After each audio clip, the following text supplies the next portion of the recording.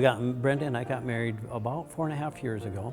eHarmony marriage of all things. And I remember standing up and saying, well, God, I guess I misunderstood. I'm not meant to be married.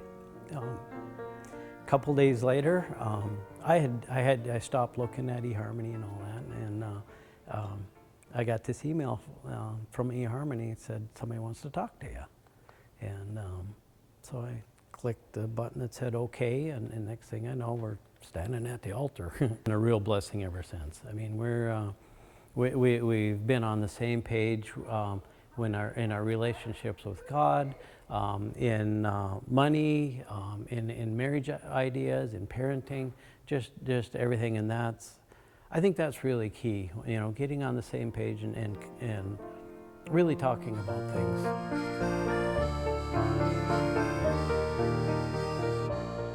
To me, it means being in harmony with God. It's not so much the material things or the things that you're doing, but just being in harmony, spending time with God to have that real connection with Him.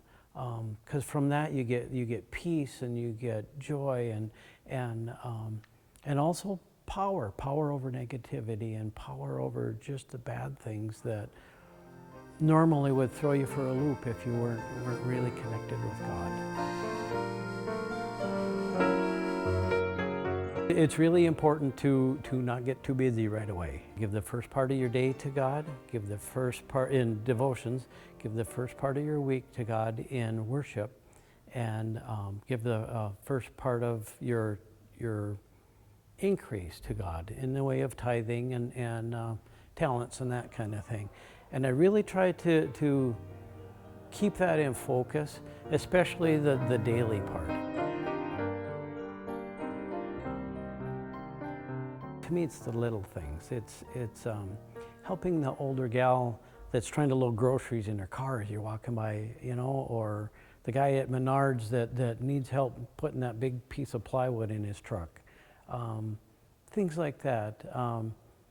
Taking the time to a little extra time to spend with the gal at church that is by herself, or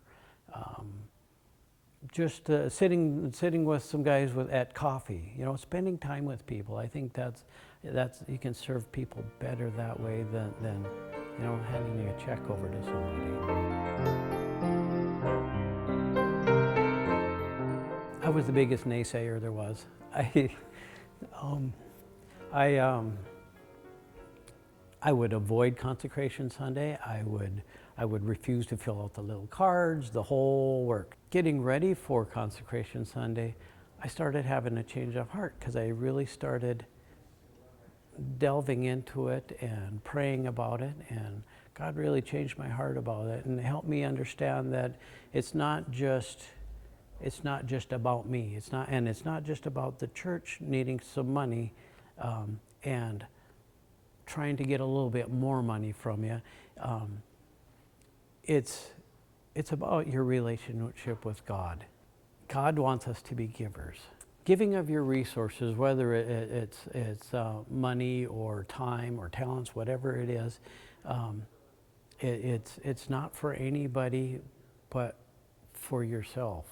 And it's so freeing because when you're giving for the right reasons,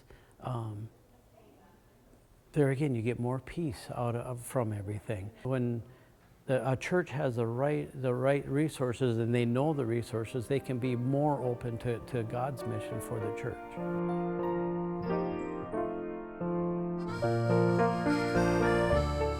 Just living it, saying the prayers at the table, sitting down as a family, saying the prayers at night at bedtime. Even though he's 14, we still try to do that sometimes. Or if there's something coming up, we talk about it and talk about how God's interacting there and how He can interact, and just trying to get him to understand, which he's doing a really good job of, by the way, of what it means to be a Christian, and what it means to